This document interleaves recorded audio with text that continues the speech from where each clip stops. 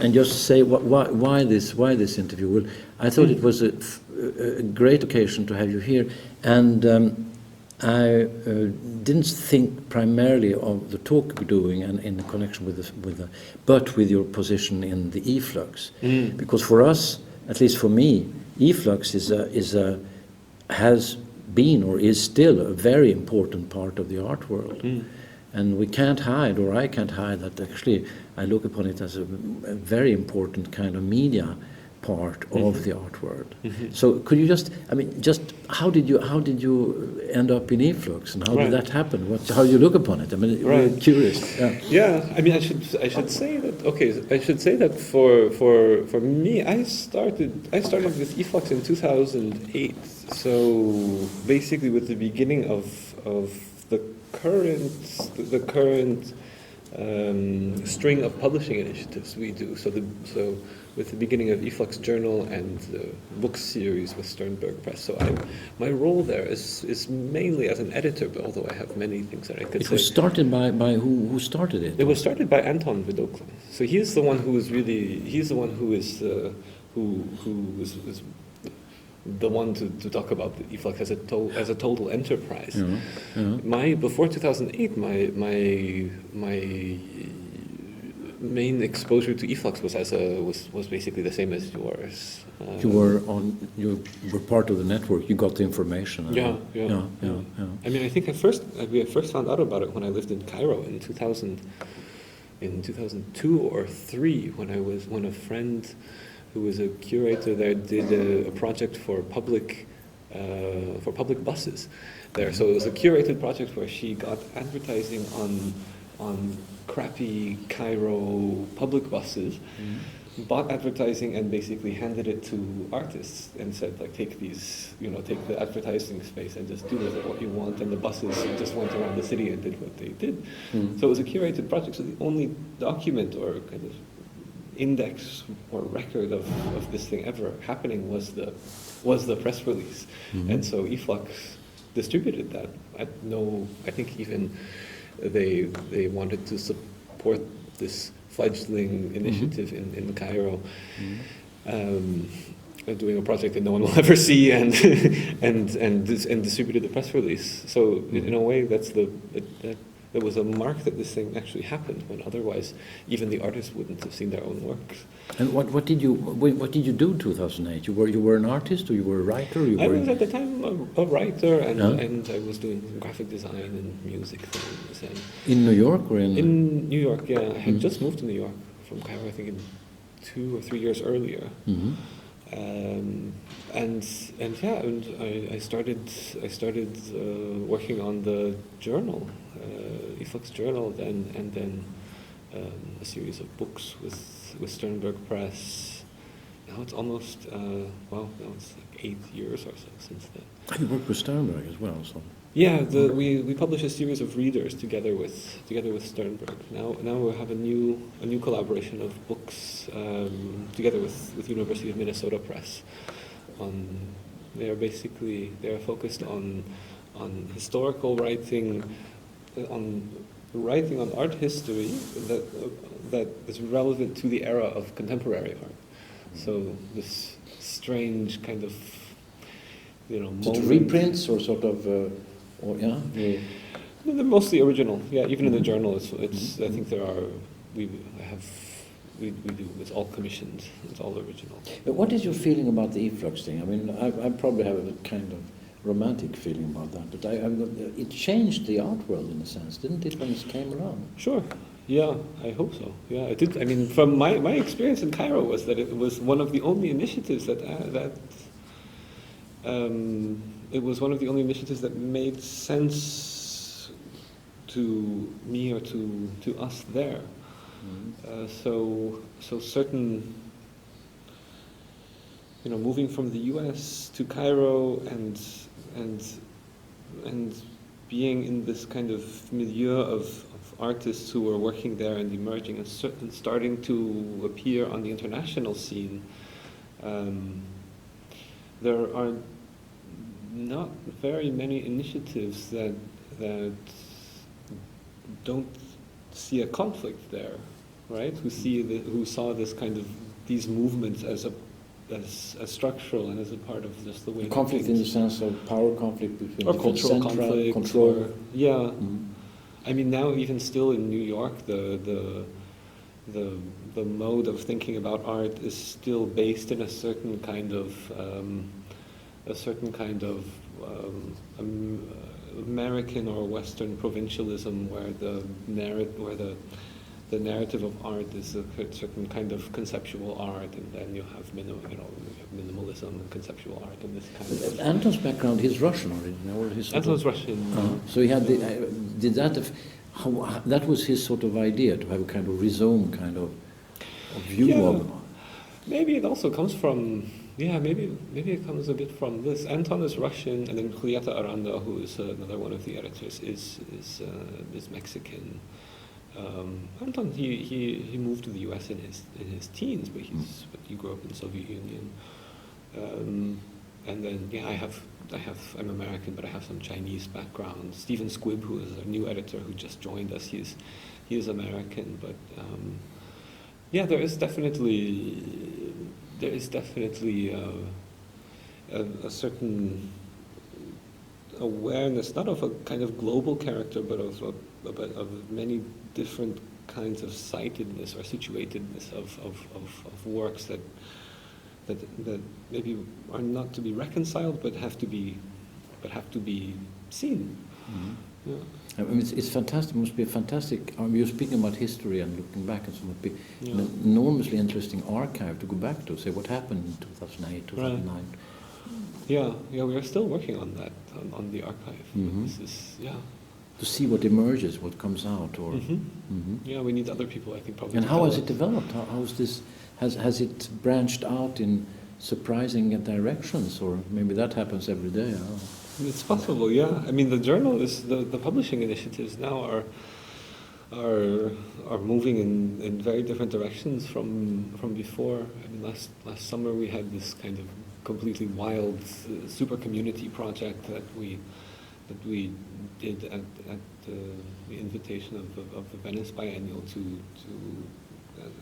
as a publication to participate as a kind of an artist or a participant in Venice Biennial. So we came up with this 4-month-long issue where one article came out every day of the week. I think it came out to 88 different pieces of writing, which was a kind of absurd thing to do to ourselves in the summer. But we did it anyways and produced this kind of massive collection of writing under this title of Super Community as a kind accessible now in. Yeah, it's all online. Yeah, everything is online. Yeah, and then there will be a book, kind of compendium of it, that Verso will publish in the next year. So this will. I mean, just speaking about Google and so on and so forth. I mean, you must have Google sort of knocking on the door every second. No, no, I don't think they've even heard of us. No, they actually did. They contacted us for to reprint some texts, because they would have a couple of the writers who have written for us give lectures at Google in New York. But yeah, I think otherwise they're onto they're working on the planetary takeover. Oh yeah. Well, you're not part of the planetary takeover. Plan, so to speak. I don't know. Just asking. No, I don't think we have much to offer them. Yeah. I mean, this has been a topic actually that keeps coming up recently. Is Google, but also Silicon Valley's apparently complete lack of interest in art and contemporary art. They're not interested in this. Yeah, I've been hearing this from different places, from people who are in the Bay Area or who have dealt with Google, that they're really not interested. They've been trying to get some participation, either some slice of the venture capital or some kind of collaboration, or just out of basic interest. But there's some kind of cultural difference where they just don't. It's just not their thing. So this kind of IT, that's interesting. Yeah. The kind of IT creativity and innovation doesn't sort of coincide with they're not searching in that direction. It seems, yeah. It seems, I mean... Very strange. Yeah, there are a number of different explanations for it, but yeah, it's a mystery. Like, they have their own art project in mind, and they're thinking... And there was a friend who just gave a lecture at Google in New York, and I said, how was it? And they said, well, it's very strange, they don't pay. They don't pay, but then they are interested in the kind of sharing of ideas. And like they want this kind of sharing of ideas, but they don't want to pay you for your labor. But then at the same time, you receive all of these bags of goodies, like brightly colored flip books and mugs and, you know, Google T-shirts or things like this. And so it's all kind of based in this idea of generosity and enthusiasm, when at the same time, so the culture is this kind of these you know, good community feelings of generosity and enthusiasm, but then there is something else happening in the meantime. Even I saw a gallery mention, there's this Pace gallery. They just opened I think maybe in the last 10 years they've been trying to get into the kind of market of Silicon Valley, and they weren't accepted. They were saying in this article in Art Newspaper or something, they were saying like they really care about community there. So then in the tech sector, like maybe it's like engineers who want to talk about ideas but you have to be a part of their community, and then you are taken in. Strange. So with this kind of old EATS ideas and stuff like that doesn't go anymore. Sort of engineering art and technology, that's not the... Yeah, it seems. Something else is happening there. I'm trying to understand it myself. But I mean, it could be that they also don't like all of the kind of the formal dramaturgy of fine art and the... You know, I mean, they're all kind of like West Coast, you know, it's kind of West Coast libertarian, you know, free market cowboy types or something. Like they don't. So this kind of formal dramaturgy is very strange to them. But then, do they want to be the artists, and you're sort of competing with them for being, or do they want to be in charge? Well, maybe they think they are inventing they are creating the new paradigm. But then, yeah, I don't understand it. I mean, also a lot of this kind of formal dramaturgy in art is, even in commercial galleries, it's also about archiving and preservation, because, you know, some people have said in Silicon Valley they think that art is something that you just buy. You will just, you know, if you have a lot of money, if you don't have any money, you just buy it on your phone and you order it or something. But then even the gallery system is a memory machine, because they record the movements of all of the work.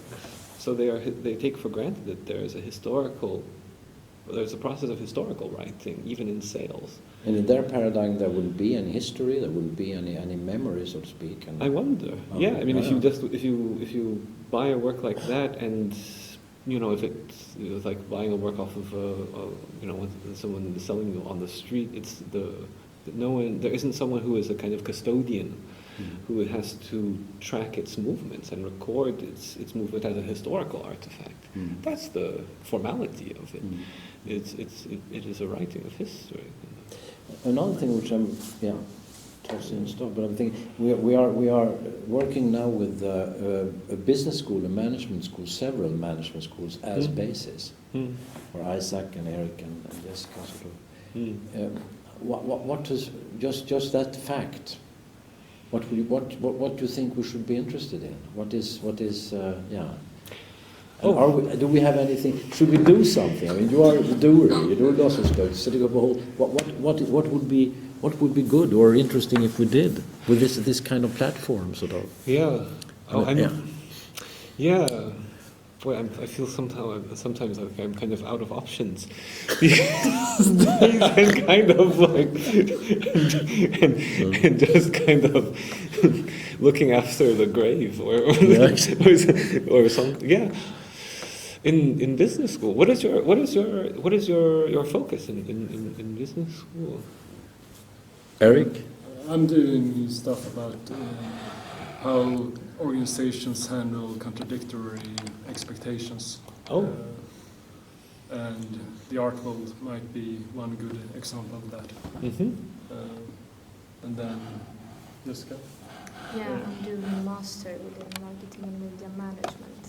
But I'm interested in what you were talking about also, with the new markets sort of emerging within this digital sphere and how we are handling that, basically. Mm-hmm. Well, so Yeah. yes, there comes the camera. No, but so we're doing at Stockholm School of Economics is actually several initiatives that, in different kind of ways, try to implement art as well a knowledge source in its own terms. Basically, it's a way of complementing the very the scientifically based knowledge base that we have at Stockholm School of Economics, which is mostly defined as a sort of a based on logical empiricism, basically in a very positivistic scientific ideal, with treating more aesthetics as an alternative way of looking at knowledge, basically.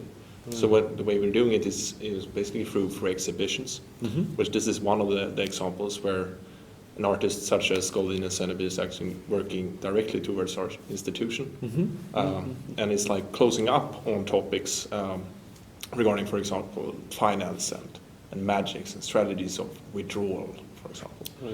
And this is one way that the art world and the business world is sort of closing up on each other on a common discursive ground, so to speak.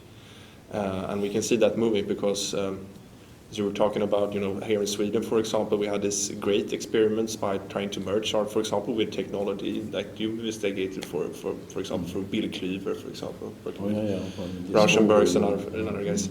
And what we could see is that there's this extreme hegemonizing dichotomy between art science, art economy, art business, so to speak. And in one way, what we are trying to do, basically, if one wants to talk in that kind of terms, is basically try to find a third way between that dichotomy. Right. Right. Yeah, it's funny. It's funny to look at the study of economy next to art, because it is in so many ways so concrete, and in so much more concrete, and in other ways so completely abstract, right? So there is this kind of strange. There is this kind of strange parallel and distinction at the same time. They are, of course, the fields are merging much more, where art is becoming also such an economic vehicle in many places. But then, I guess. Oh yeah, I know exactly what you should do. Okay. Yeah. No, I think art becomes a really, really important carrier of some of the most. But I think Simon and Jakob can probably say much more about this than I could. But art has become such a carrier of the most bizarre.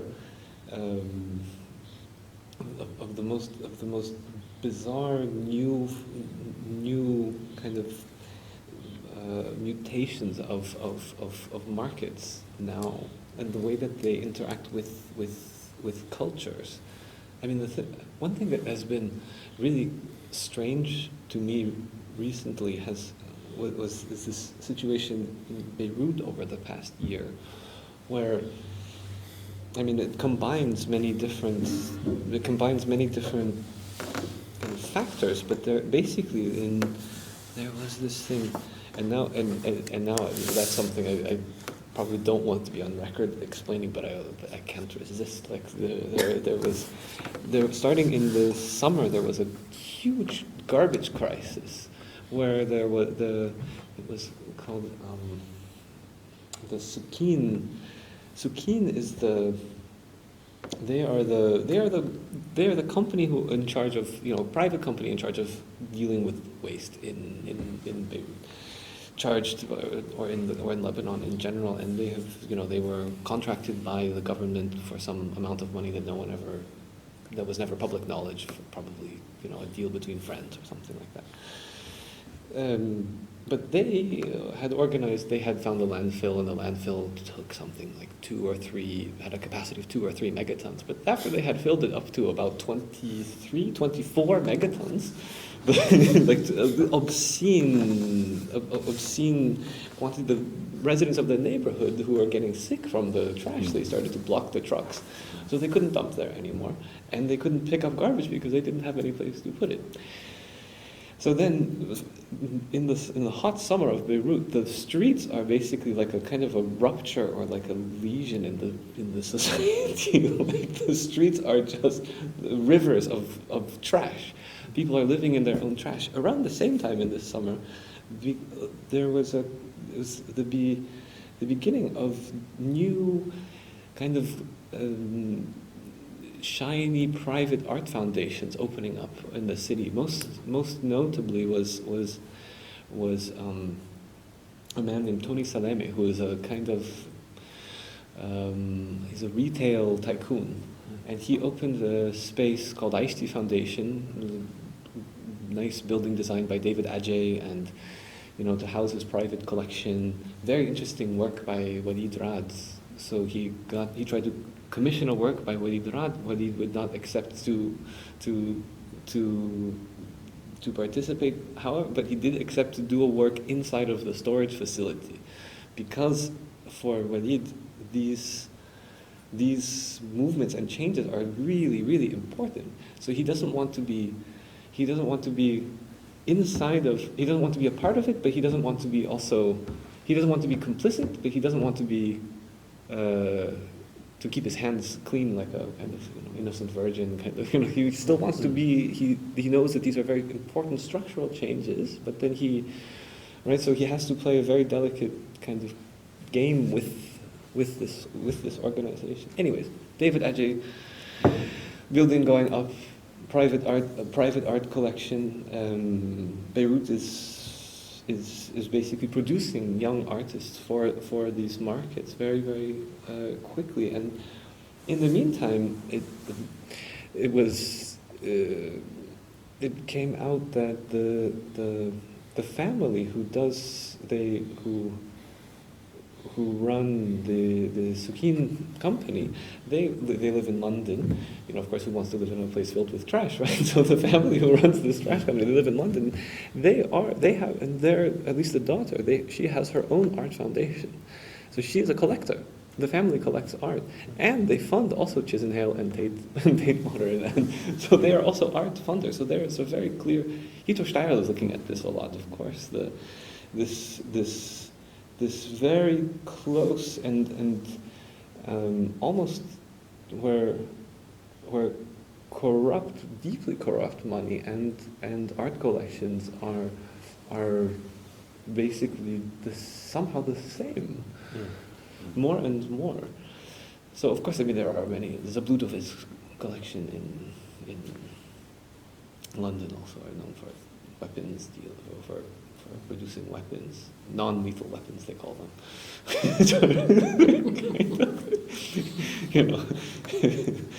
Cluster bombs that produce vitamins or something. I don't know, but they're non-lethal weapons, weapons of peace.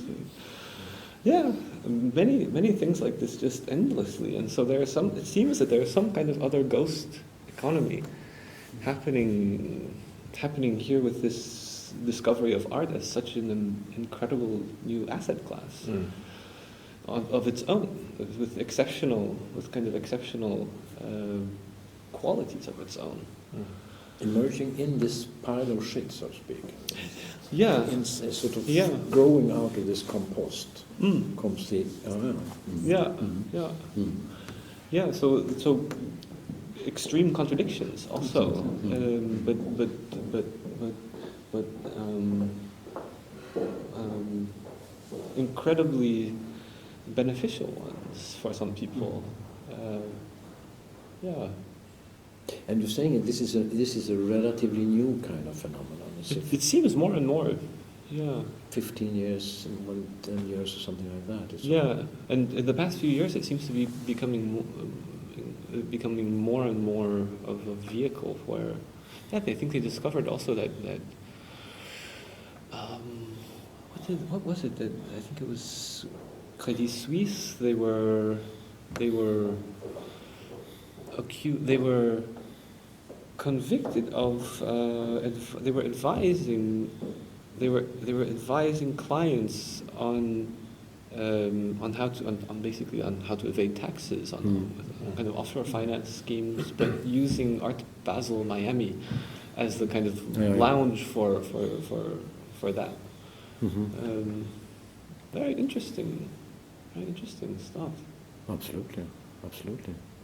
So that's and these people, they follow eFlux closely. I suppose, yeah. Mhm. Maybe there are new clientele or something. I mean, originally the kind of the kind of beautiful comedy of it was that, eFlux we are fortunate to fund our own activities through the announcement service. So the announcement service generates our revenue, Mhm. but actually still the major client base are public institutions. For the eFlux. Yeah, Mhm. primarily, especially in the beginning, public institutions in Europe. So actually a lot of our revenue is actually public funding. In a strange kind of. In what sense? What subscriptions or sort of? Just through the service for the service of circulating their press releases for their exhibitions. So in a strange kind of twist, like we end up being kind of publicly funded, or like a kind of publicly funded organization, but kind of crowdfunded. No. Have you ever considered having, or you probably have already, I mean, you got the publishing house and so on, do you have an art school, or do you have a media school, or do you have something like that? There have been ideas here and there, yeah. I mean, I first met Anton as part of night school, so night school was a project that he did with the New Museum in 2007, 2008, which was a kind of, like a school program. Mm-hmm. A program of lectures with a group of students, and Mm-hmm. he had done United Nations Plaza in Berlin the year before in 2006, and then there was a couple of years ago there was the homework space study program in Beirut, Mm-hmm. where with Jalal Tawfiq we all did a series of Anton did an exhibition program, and Jalal did a series of lectures. Mhm. I gave a series of workshops. Mm-hmm. In the school program there. And then you joined forces with Sternberg and Lucas and Sternberg, or Sternberg and With Sternberg, Yeah. for the series, for the reader. So we have our 10th. and Minnesota Press as well, sort of. No, Minnesota Press also. Yeah. Which are both, I mean, Minnesota are very established at least. Yeah. We're increasing our publishing activities. Why are you doing that? We have a lot of books that we want to put out. Yeah. I mean, we have a journal it's been doing 10 issues a year now, and so we have a lot of things that we really want to publish. Uh-huh. So, yeah. Good. But, Just a quick question, getting back to that, the financial aspects of how the art world is funded, basically. Yeah. If you, on the one hand, see that there's an increasing financialization of the art world, and on the other hand, at least here in Sweden, in this type of societies, we have an extreme, so to say, politicization as well of the funding, where there are even increasing demands on what you should deliver with an art project that are basically based on political goals for current governments. Do you see that, there's this old saying that money doesn't smell? Obviously they always smell in one way or another. are there like money without an odor? Are there Yeah. are there new financial structures coming up for laundered money? money that has gone through the laundry. So that's what you're looking for? Yeah. Well, yeah. No, I mean, it seems that art becomes a very efficient way of laundering money because I mean, there are many ideas about this also with So you're the saying way that value is in art is so impossible to stabilize. You can really. I mean, one time I was traveling to Art Basel carrying a box of kind of cheap artworks for a project Eflux does called Pawn Shop, which basically is a pawn shop for artworks. Right? Yeah. Friends, will contribute some kind of a small object. They had forgotten some things, and so I was carrying it with me, and I was going through customs in Basel with this ugly, sagging box of junk, but then when the customs woman stopped me, she said, when she saw this depressing looking box, she said, "Come here." And so I went. And of course, with customs, the rule is you really want to tell the truth.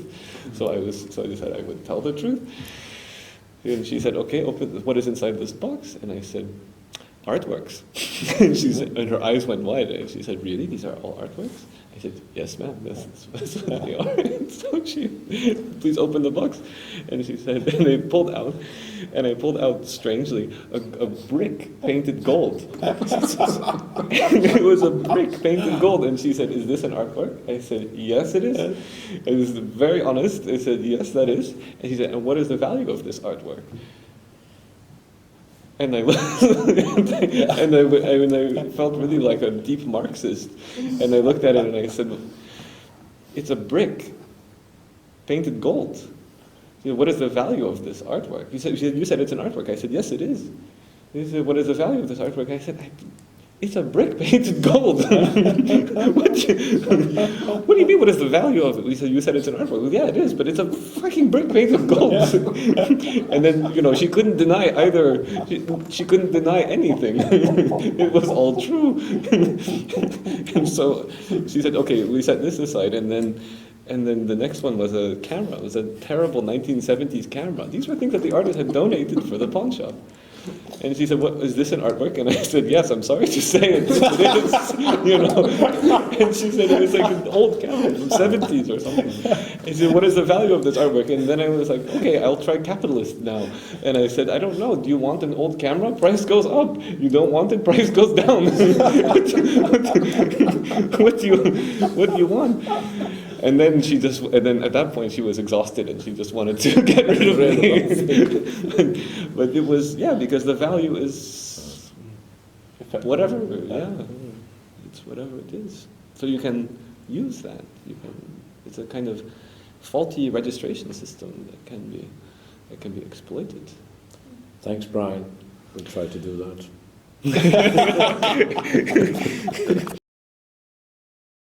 I think that most people think that to be independent, you should be publicly funded. Right. And I guess sometimes in the States it's the other way around. Yeah. That to me is. I think in general, the distinction between public and private has become so blurred that there is almost no. I mean, this is in a way this Yoko Ono's chess game. Also, this is this distinction between public and private is a wash, but it's not. That's not necessarily a great thing. Yeah. But the disappearance of the moral difference, where in some places the public is a certain good and the private is a certain kind of inherent good. That disappearance seems kind of welcome.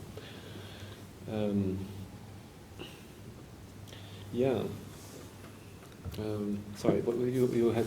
Yeah, I mean, I think it's just interesting to see how people sometimes in Europe uses the same arguments that publicly funded projects are independent, whereas in other places you say that privately funded. Yeah. And I always it's also interesting to see that they are so interwoven because, like for example, when you talked about Google and all these mugs and T-shirts, it's something that in all societal domains there is this movement where the state with new public management, etc. The state becomes more like an enterprise, and then enterprises takes a lot of characteristics from the civil society and from other places, and it's all like this really blurred.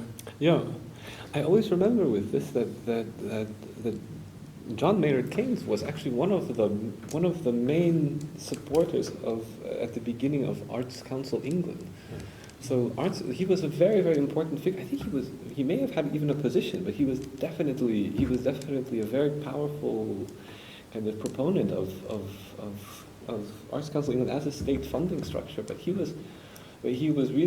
had after World War II, of course, and he had a lot of reservations about it, where he said actually, state-funded art this kind of state-funded art model could become basically state propaganda.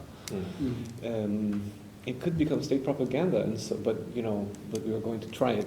We're going to try this anyways, and of course, Arts Council England did it really was quite wonderful. I think because it was able to, because I think they managed to have an actual investment in a certain kind of liberal idea or an idea of free agency for artists. So they really wanted to create a certain kind of freedom for artists, but structurally there isn't any.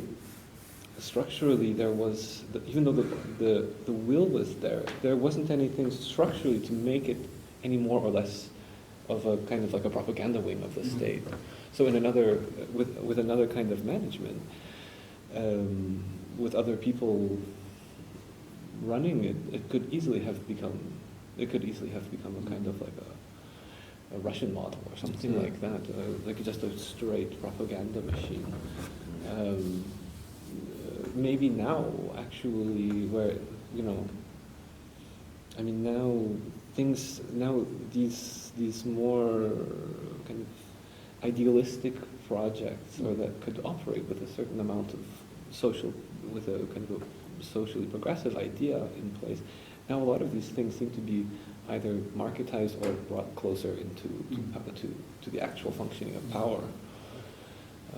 Because ultimately it's very expensive to be that idealistic, It's very, these ideals are extremely expensive, not necessarily in terms of money, but in terms of labor and resources. These ideals are expensive. Are you into art funding as well? I mean, the e-flux thing, and you mentioned crowdsourcing and stuff like that, or have you sort of taken on or imagined so ways much of funding or ways of? Yeah, well, there was an attempt, actually, a kind of perverse attempt to acquire a top-level domain name on the internet. So it's like totally weird and really interesting. Yeah, where we had a little bit of contact with the actual regulatory structure of internet namespace, where, it's another, but really interesting. Also dealing with certain kind of California with kind of California market liberalism imploding on itself, where they would try to,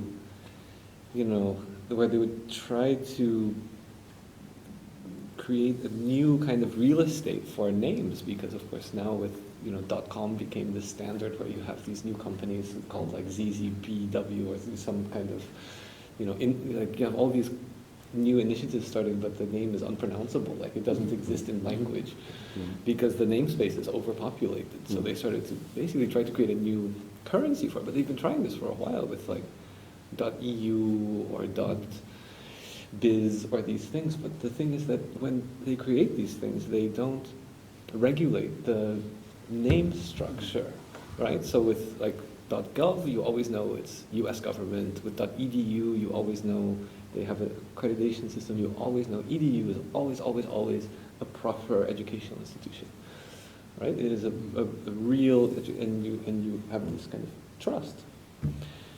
But these other kind of things they baked up, like .biz, they would just go to investors.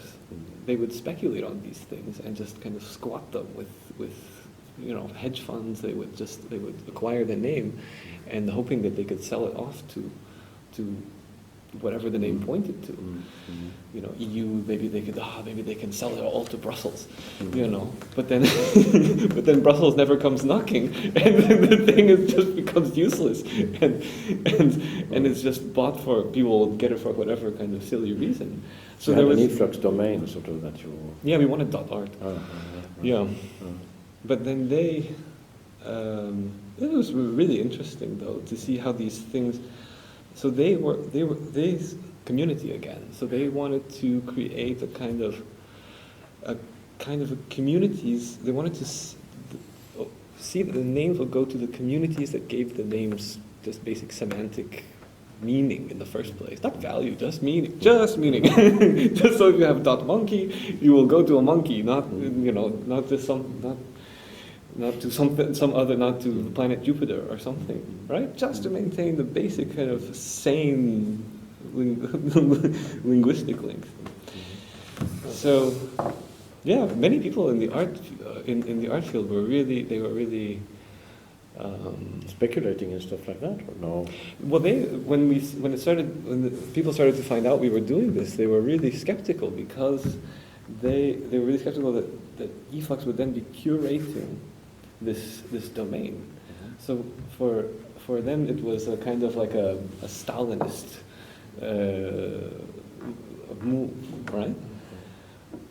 In the meantime, but most of the other places that were interested, they were hedge funds. It was just pure capital they were just going for whatever names were, might have registered on an algorithm as being the common words, desirable words.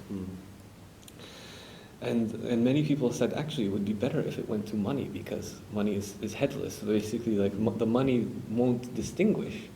They won't know. The money won't create a distinction between what is art and what is not art. And so they would defer, kind of like really a liberal kind of weak liberal trap of deferred meaning, right? So capital doesn't know, therefore but capital not knowing makes capital more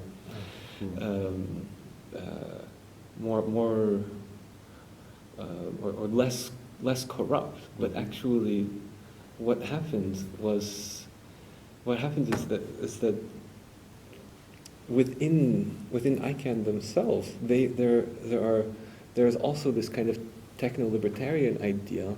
And they think that actually, the money will decide. It will kind of self-regulate.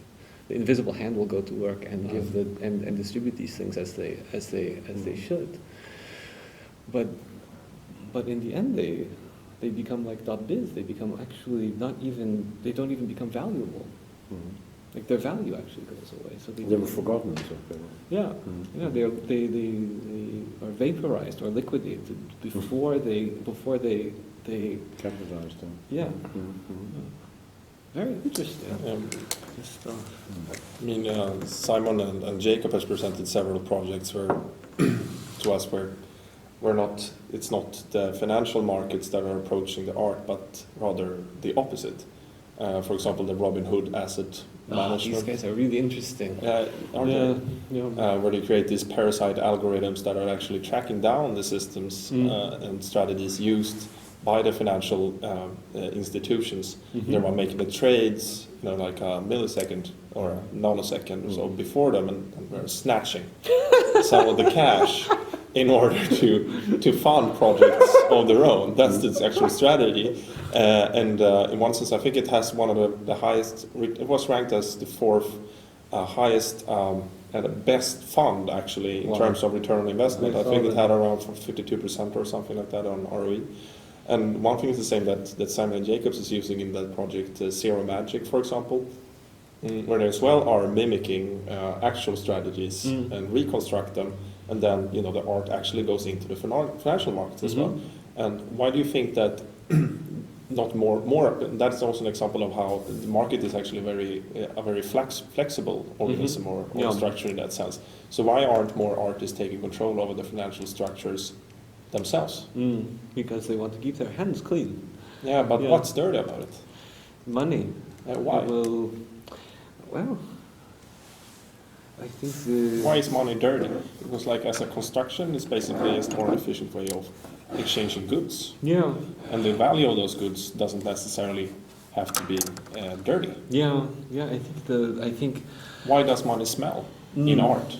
Yeah, I think it's it's this notion of autonomy in art, but then also a certain moral it's like this moral privileging of art that is funded publicly rather than privately, where private money is supposed to stink, but public money is supposed to be clean. Or the money of the state is somehow exists in a kind of objective sphere. But then private money operates according to greed, and an artist who thinks about money in a certain way it becomes less of an artist. It's sometimes That's a very obsolete way of thinking. Yeah, So- I think Yeah, so yeah. So too. you, in one sense, you're extremely creative in dreaming up new structures and still anchoring it in a very obsolete way of looking at things. For sure, but then in a place like China, it's really it's the artists produce for demand, and you can see in Middle East now more and more when there's a sudden kind of cash injection into the art field, you can see also the quality of the work declining very quickly. So. Yeah, it's a kind of a it's this idea of artistic autonomy is still kind of like a crassly Western idea, but it does seem to apply.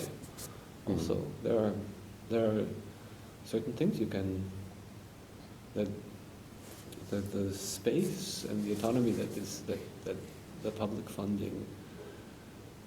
It's like gives to people this that- kind of guilt thing, guilt and debt thing. That's sort of, obviously to some economies, is the biggest problem we're fighting with, actually considering combining guilt with debt.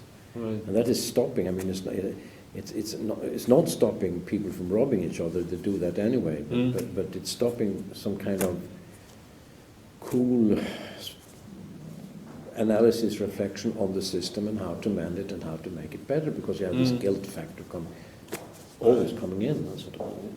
Right. Debt meaning guilt, less and less though, but in general, so the whole people, the Greek people should feel guilt because they are, that Yeah. kind of stuff. Right. So yeah. But do Germans? Everyone should feel Yeah, yeah. guilt. Thank you. Yeah, my pleasure. Yeah. Thank you. Thanks.